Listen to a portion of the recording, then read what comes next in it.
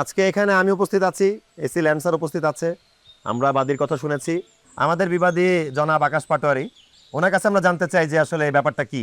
আচ্ছা আকাশ পাটোয়ারি সাহেব, এই আপনার চাচার জমি কি আপনি অবৈধভাবে দখল করেছেন? বিষয়টা কি? বৈধ বলতে পারেন, আবার অবৈধ বলতে পারেন। বুঝলাম না, বিষয়টা একটু ক্লিয়ার করেন। বিষয়টা হচ্ছে আমার ছোট চাচার কোনো ছেলে নাই, ওনার দুইটা মেয়ে। আর ওনার যে ধন সম্পদ, এটার একটা অংশ আমি আগেও পরে পাবো, সেটাই অগ্রিম দখল করে নিতে চাচ্ছিলাম আর কি। ভাই হলো খুব ফাস্ট ম্যান এবং অ্যাক্টিভ লোক। আপনি ফার্স্ট আর স্লো যাই হন না কেন, আপনি অবৈধভাবে জমি দখল করতে পারেন না। শোনেন, আপনি খুব ভেজালের মানুষ। এই অল্প কয়দিনে বুঝছি ভেজাল ছাড়া আপনার একদম ভালো লাগে না। দেখেন, খুব সিম্পল একটা হিসাব। আপনার চাচা যদি আপনাকে জমিটা দেয় তাহলে সেটা আপনার হতে পারে, কিন্তু আপনি যদি অবৈধভাবে দখল করতে চান তাহলে সেটা আপনি করতে পারেন না, কারণ জিনিসটা অবৈধ। জি, আমি মাঠের কিছু জমি ইচ্ছাকৃতভাবেই দিয়ে দিয়েছি। এটা হচ্ছে আমার বাপ দাদার ভিটে বাড়ি। আমি যতদিন বেঁচে আছি এটা আমি কাউকে দিতে চাচ্ছি না। বাদীর কথা তো শুনলেনই, তাহলে তো এই জমিটা আপনি পাচ্ছেন না আকাশ পাটোয়ারি সাহেব। জি, তাহলে আপনার করণীয়? ঠিক আছে, আমি এই জমি আর দখল করব না। ঠিক আছে, আমি আশা করি আপনি আকাশ পাটোয়ারি সাহেব, আপনার চাচা মিজান পাটোয়ারি সাহেব, আমি মনে করি যে আপনারা দুজন একত্রে বসবাস করলে সেটা উত্তম হয় এবং আপনারা একত্রে বসবাস করবেন। এখন আপনারা যেতে পারেন। জি স্যার, ঠিক আছে। আমার ওই যে কনস্ট্রাকশনে কাজ চলতেছিল, ওগুলো সব বন্ধ করতে বলতেছে। এই চল।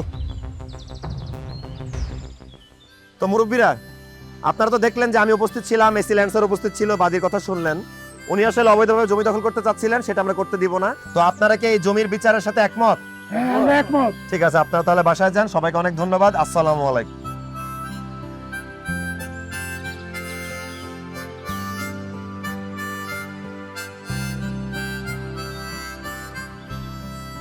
থ্যাংক ইউ স্যার, সময় দেওয়ার জন্য। ঠিক আছে, ধন্যবাদ। Thank you. আসি তাহলে। আসসালামু আলাইকুম।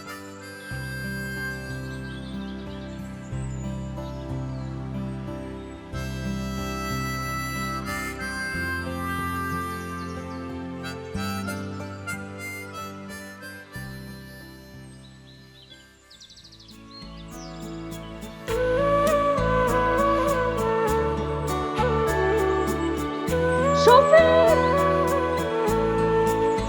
শফিক!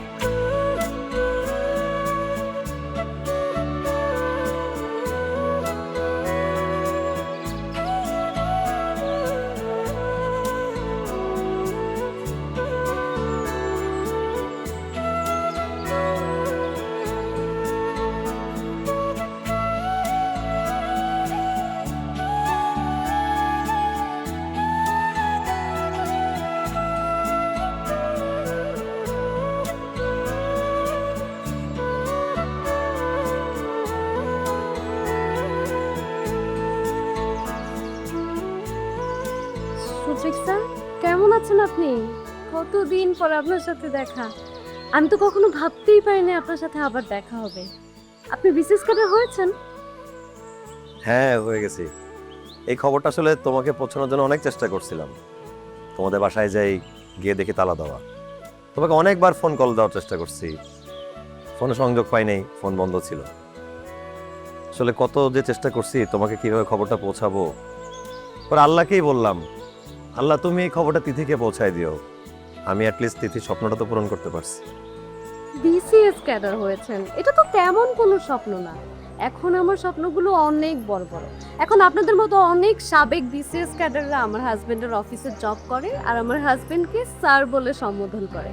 আর আমার হাজবেন্ড অনেক ভালো একজন মানুষ, আমাকে অনেক ভালোবাসে, অনেক টেক কেয়ার করে আমার।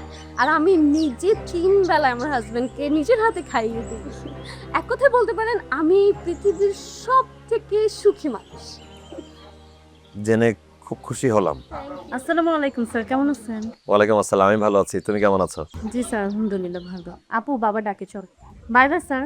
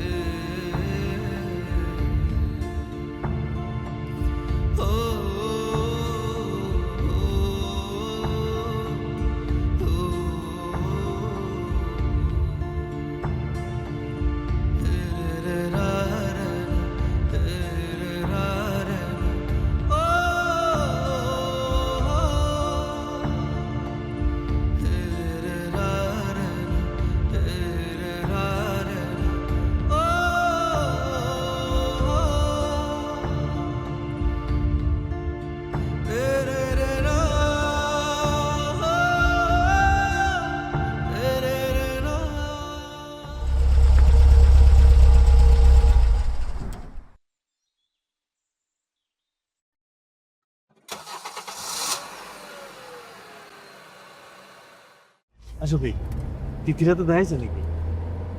হ্যাঁ, দেখা হয়েছে, ভালো আছে, খুশি আছে, বিয়ে করে ফেলছে।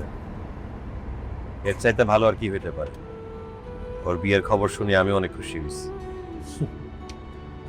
তোর চোখের ভাষা কিন্তু আমি বুঝি। এটা যে তোর মনের কথা না, এ আমার ভালো লাগবে। জানি না বুঝলো ভাই, আমার কিছুই ভালো লাগতেছে না।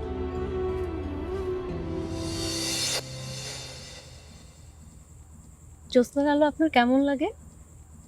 পৃথিবীর সমস্ত আলোয় আমাকে আনন্দিত করে। আমার চোখের আলো আপনাকে আনন্দিত করে? করে। তাহলে আমার চোখের স্বপ্নগুলোও কি আপনি দেখতে পান? না। আমার স্বপ্নগুলো আসলে খুব ছোট, খুবই সাধারণ, তাই হয়তো আপনি দেখতে পান না। আমার স্বপ্নগুলো ধরেন খুব ছোট একটা ঘর, একজন সাধারণ মানুষ যার হাত ধরে পাড়ি দিতে পারবো আমি বিশ্বপথ, যে তার আপন মহিমায় ভালোবেসে আনন্দে ভরিয়ে তুলবে আমার আপন ভুবন। আমি চাই আপনার স্বপ্নগুলো সত্যি হোক। কিরে, কি চিন্তা করিস? না, চিন্তা করতেছিলাম ভাই, মানুষের ছোট ছোট স্বপ্নগুলা অনেক বড় হয়ে যায়। ওই বড় স্বপ্নে মানুষ বিভোর হয়ে যায়, আত্মহমিকা নিজেকে বিলীন করে ফেলে। মানুষ ভুলে যায় তার সোনালী সহজ অতীত। তোর চেহারাই কথা কয় না, আমি তোর চেহারা পড়বে পারি ভাই। আমার কিছুই ভালো লাগতেছে না বুঝলো ভাই, জানি না কি করব। আলোর নিচে যেমন অন্ধকার থাকে, ভালোবাসার নিচেও থাকে ঘৃণা। এক নিমিষেই আমার সুন্দর অতীতটা অন্ধকার হয়ে গেল। দেখ ভাই, আল্লাহ যা করে ভালোর জন্য, আল্লাহ উত্তম পরিকল্পনা করে। এই অন্ধকার নিমিষে কাটে যাবি, শুধুমাত্র একটা আলোর দরকার, সেটা হলো সূর্যের আলো। আলো আসবি ভাই, অপেক্ষা কর, আলো আসবি।